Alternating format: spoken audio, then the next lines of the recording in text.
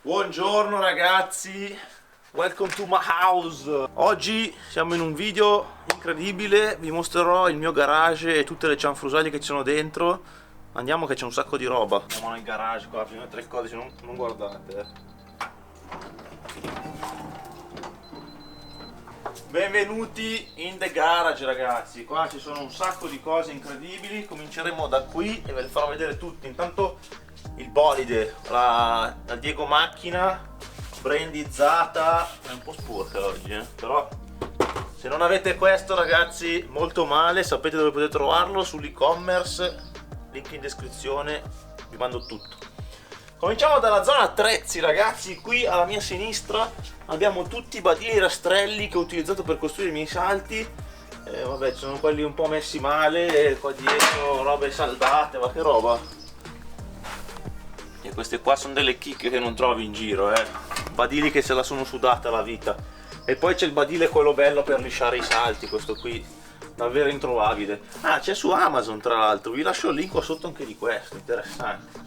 Veniamo alla zona clou, quella dove ci sono i pezzi della bici. Qua abbiamo, guardate che roba, un sacco di pezzi di ricambio, ecco, perché servono sempre. Lì sotto ci sono un paio di scatole piene di pezzi a caso, componenti formula, un po' di freni, Tecnomousse, copertoni. Qua abbiamo forcelle, ruote dimenticate, un sacco di cose che servono sempre, perché se fai questo di lavoro spacchi un sacco di pezzi.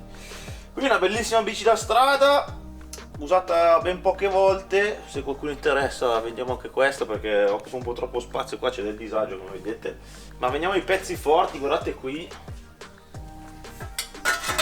il mio vecchio telaio in titanio, primo telaio in titanio con numero di telaio Diego 001. Questo qua non lo venderò mai, anche perché è bocciato qua sotto. Questa era l'altra bici, la mia vecchia Cachet, che è un po' a pezzi, devo montargli i copertoni, ma in questo periodo non ce n'è di copertoni. Quindi. Qua porta bici abbandonato, qui invece abbiamo un sacco di scatoloni pieni di merch nuovissimo, che credo sarà già uscito quando vedrete questo video, quindi il link qua sotto in descrizione per vederlo. E qua pezzi forti, la Pitbuy di Conco, questa qui è una bestia, anche se quella di Panzeri nuova un po' di più, vabbè. Tra un po' faremo un po' di video anche con questa di nuovo. E qua in officina che dobbiamo cambiare il freno anteriore che è un po' smunnato, vedi? È messo un po' malino, vabbè. Ci lavoriamo su. E veniamo al dunque, qua dietro. C'è un po' di casino perché sono stati fatti dei cambiamenti e tutte le bici sono qua in una zona un po' così, che è un problema perché ad esempio oggi pomeriggio devo andare a pedalare con la grave che è lì.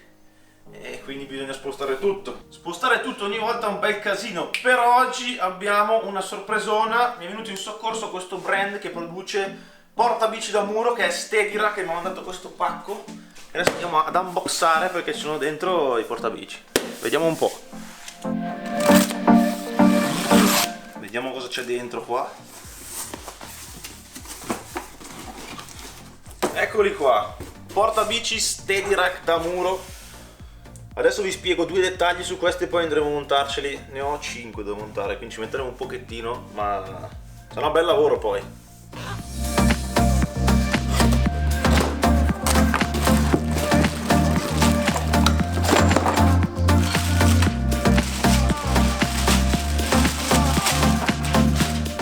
Ecco qua il portabici da muro, funziona così, voi lo potete chiudere e riaprire. Qua ci infilate la ruota anteriore e la bici sta su. Adesso vi spiego bene com'è il processo di montaggio e vi faccio vedere come funziona, perché ha una chicca davvero interessante questo portabici, ovvero che non dovete sollevare la bici per metterla sopra. Cominciamo. Va bene, abbiamo spostato tutto, fatto un po' d'ordine, così abbiamo un muro libero. La prima cosa da fare è prendere le misure della larghezza per capire a che distanza metterli Steadirac. Ne abbiamo 5, quindi vediamo un po' misurare la zona qua. Ok, abbiamo circa 2,40 m. Vi consiglio di lasciare dal bordo almeno un 40 cm perché è più o meno la metà del manubrio, quindi partiremo da 40 cm dal muro e continueremo col posizionamento degli Steadirac. Quindi 2,40 m meno 40 cm per parte dovrebbe fare 1,60 m, giusto? Sì. Allora dividiamo questo 1,60 m per 5.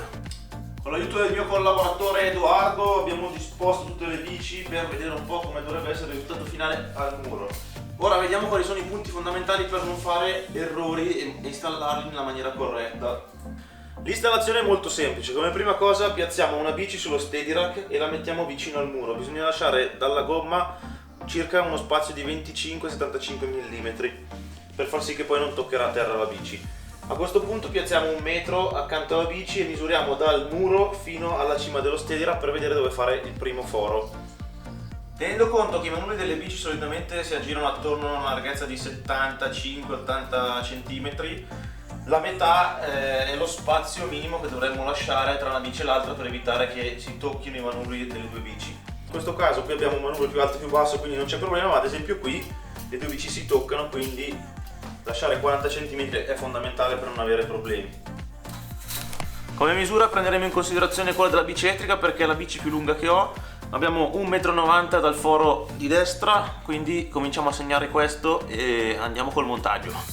Sempre per il discorso della larghezza del manubrio, qui abbiamo una parete, quindi dobbiamo lasciare sempre 40 cm. Allora partiamo dal bordo e ci mettiamo qua. Ora dobbiamo fare 1,90 m e segnare il primo foro. Qui abbiamo il nostro 190, ora segniamo tutti i fori e poi cominciamo a trapanare il muro.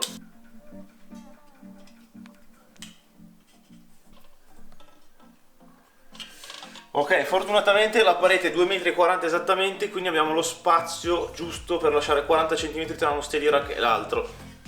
Vedete che tiriamo fuori l'attrezzatura pesante. Eccolo qua, trapano per fare i fori quelli seri. Con lo steady rack vi arrivano le viti e i tasselli, che sono M10, quindi ci serviranno appunto il 10. Dovrebbe essere questa. Scherzavo, era questa. Mettiamo sul trapanino e andiamo a fare il nostro buchino nel muro. Speriamo che vada sta presa. Funziona. Allora io vado, guarda che se abbiamo sbagliato è tutta colpa tua, te lo dico chiaro e tondo. Perché tu sei supervisore. Vado col primo foro.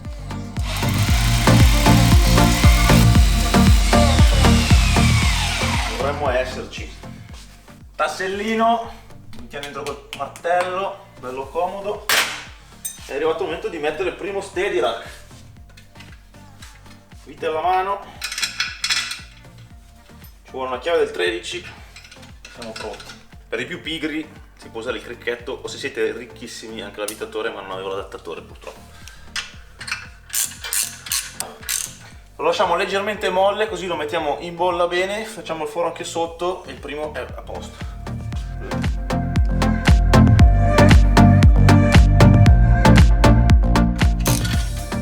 Ok, col primo steady rack ci siamo.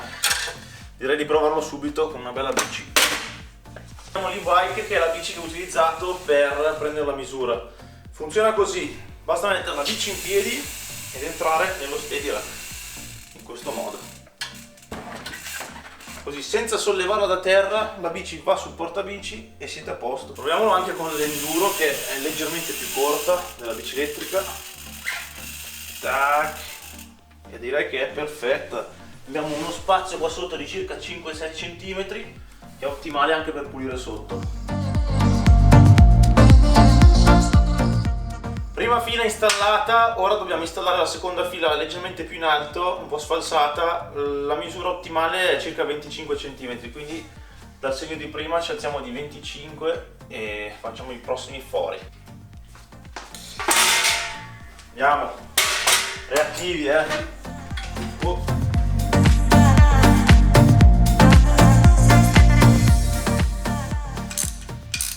Eccoci qua. Steady rack vi fornisce anche queste coperture da mettere qui per coprire la vite e magari eventuali segni nel muro. Andiamo a posizionarlo. Per questa operazione ci vuole un po' di forza. Eccolo lì. E via. Andiamo a posizionare l'elettrica qua in mezzo, così fissiamo il poggiaruota lì in basso. Come vedete, sempre semplicissimo.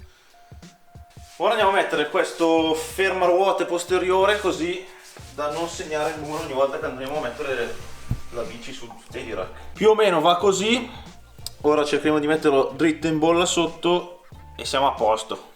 Per i più sfaticati, trapanino, e andiamo così. Perfetto, direi che mettiamo una vite sola, che tanto siamo nel muro di cemento armato, tiene abbastanza, non ha nessun tipo di carico questo appoggio.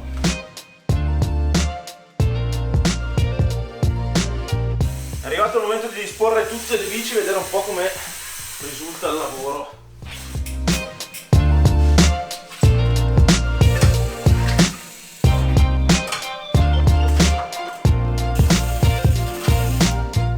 Ecco qua. È a dir poco stupendo. Che figo! È venuto bene, eh? Tra l'altro è semplicissimo, se dovete tirare fuori questa bici che magari è incastrata tra i manubri, spostate le due laterali, tirate fuori la vostra senza impegno, non dovete alzarla da terra, soprattutto questa con i bike è pesante.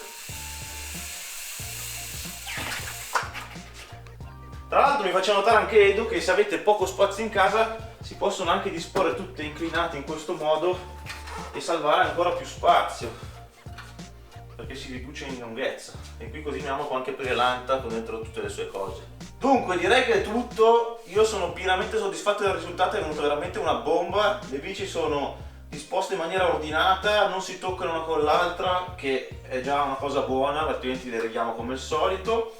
Se vi interessa lo Steady, trovate qua sotto il link in descrizione, potete prendere quanti ne volete. Io non avevo più spazio, però mi piacerebbe riempire tutta la parete, anche se poi dovrei trovare anche le bici. Ci vediamo nel prossimo video, tra qualche giorno. Alla prossima! Awesome!